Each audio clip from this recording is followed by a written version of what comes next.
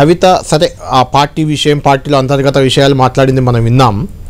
రేవంత్ రెడ్డి కూడా ఇప్పుడు ఈ కవిత ఇష్యూలో ఒక కేంద్ర బిందువుగా మారాడు మీ ముఖ్యమంత్రి గారు, మన ముఖ్యమంత్రి గారు. ఎందుకంటే కవిత నిన్న ప్రెస్ మీట్లో ఈరోజు కూడా మాట్లాడుతూ హరీష్ రావు, సంతోష్ వెనుక రేవంత్ రెడ్డి ఉన్నారు, సంతోష్ మీద హరీష్ రావు మీద కేసులు ఉండవు, కేటీఆర్ని కేసీఆర్ని మాత్రం కేసులు పెడతారు, ఇలాంటి వ్యాఖ్యలు ఆమె చేశారు. ఇక బయట రవీంద్రరావు లాంటి వాళ్ళు, ప్రకాష్ రావు లాంటి అందరూ పైకి చెప్పకపోయినా కవిత వెనుక రేవంత్ రెడ్డే ఉన్నారు అనే ఒక చర్చ బయట చాలా పెద్ద ఎత్తున ఉంది. ఒక్కసారి దీనికి సంబంధించి కవిత ఏమన్నారు, రేవంత్ రెడ్డి గారు కూడా రియాక్ట్ అయ్యారు, ఆయన ఏమన్నారు ఒకసారి చూద్దాం, చూసాక మీరు రియాక్ట్ అవ్వండి.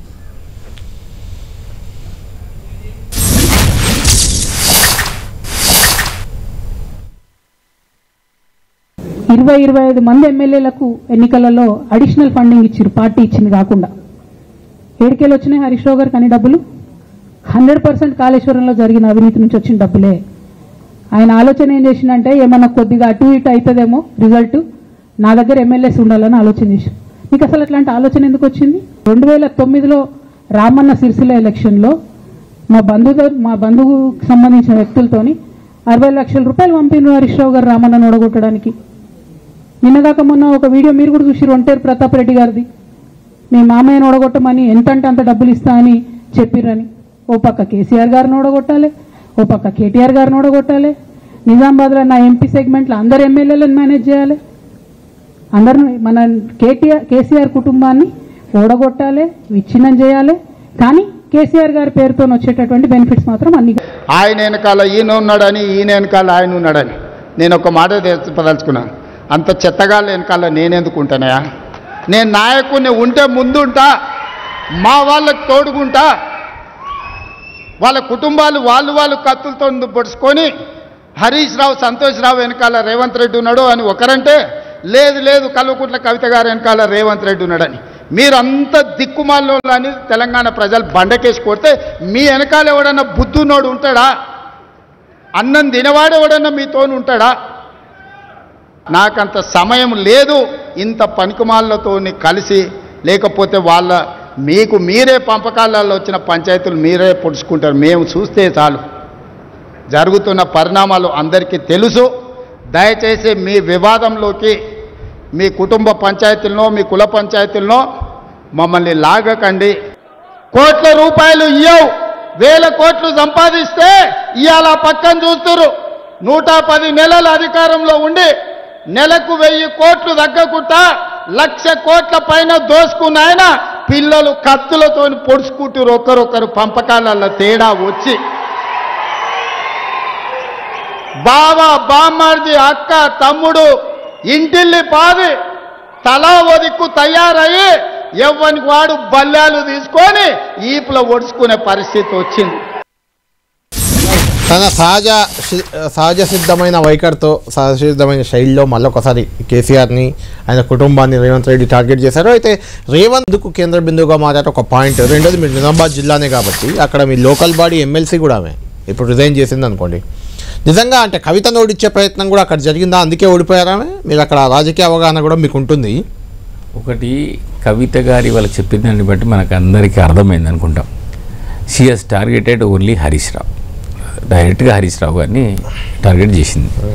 హరీష్ రావు గారిని టార్గెట్ చేస్తూ అన్ని విషయాలు, ఇవన్నీ తెలిసిన విషయాలే, ఇవన్నీ హరీష్ రావు గారిని టార్గెట్ చేసేటప్పుడు బయట ప్రచారంలో ఉన్న విషయాలే. హరీష్ రావు గారు ఏ విధంగా 2018 ఎన్నికల్లో 25 మందికో 30 మంది ఎమ్మెల్యేలకు ఆ రోజు డబ్బులు సమకూర్చారని చెప్పేసి, ఆ తర్వాత హరీష్ రావు గారు ఆ తర్వాత జరిగిన ఎక్స్పాన్షన్లో ఇమ్మీడియట్ ప్రభుత్వం ఏర్పాటైన తర్వాత హరీష్ రావు గారిని క్యాబినెట్లోకి తీసుకోలేరు.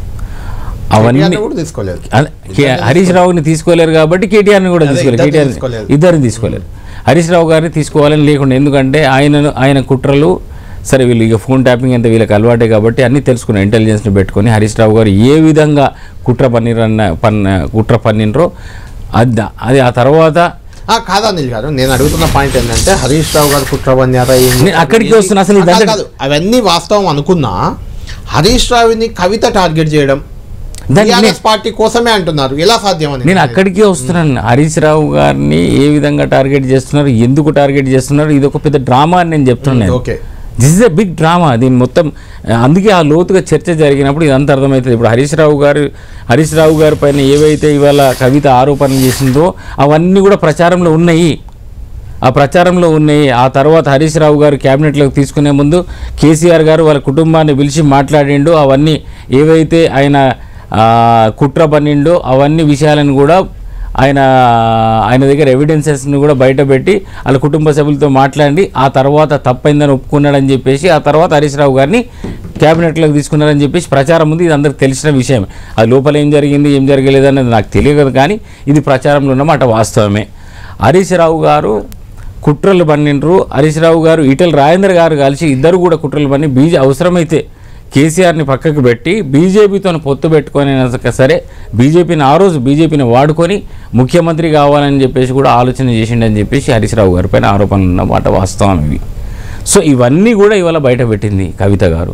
మరి అక్కడుండి ఇప్పుడు Harish Rao garu he is becoming strong day by day. నమ్ముతున్నారా మీరు అనిల్ గారు? కవిత చెప్పిన అంశాలు కానీ బయట ఉన్న ప్రచారాలు కానీ హరీష్ కుట్రలు కానీ అన్ని నమ్ముతున్నారా? అంటే ఇప్పుడు ఎందుకు నమ్మాల్సి వస్తుంది అని అంటే ఇవాళ కవిత గారిని బయటికి పంపించారు కదా. కవిత గారిని ఎందుకు పంపించుంటారు? అక్కడ ఉండి చేయలేని పనిని కవితని బయటికి పంపిస్తే కవిత చేయగలుగుతుంది అని చెప్పేసి ఇవాళ హరీష్ రావు గారిని డిఫేమ్ చేయాలి, హరీష్ రావు గారు చేసిన కుట్రలను బయట పెట్టాలి. హరీష్ రావు గారిని ప్రజలు 100% అదే జరిగి ఉంటుందని నా ఆరోపణ. 100% అదే జరుగుతుందని నా విశ్లేషణ. ఇక బయటికి పంపిస్తే హరీష్ రావుని ఫస్ట్ ఫినిష్ చేయాలి. సమాధానం చెప్పాలి. ఎందుకంటే మీరు లైన్లో ఉండండి. అంటే సీతారాం నాయక్ గారు చెప్తున్న కొత్త పాయింట్ ఇది, నిజంగా నాకు కూడా తెలియదు. అంటే 25 మంది ఎమ్మెల్యేలు కాంగ్రెస్ పని అయిపోయింది అని బీఆర్ఎస్ పోయే దిశగా రంగం సిద్ధం చేసుకున్నారు. దాంతో అటు పోతే ప్రభుత్వానికి ఇబ్బంది అని కవితను రేవంత్ రెడ్డి తెరపైకి తెచ్చారు, ఇట్లా మాట్లాడిస్తున్నారు అనేది ఆయన వెర్షన్.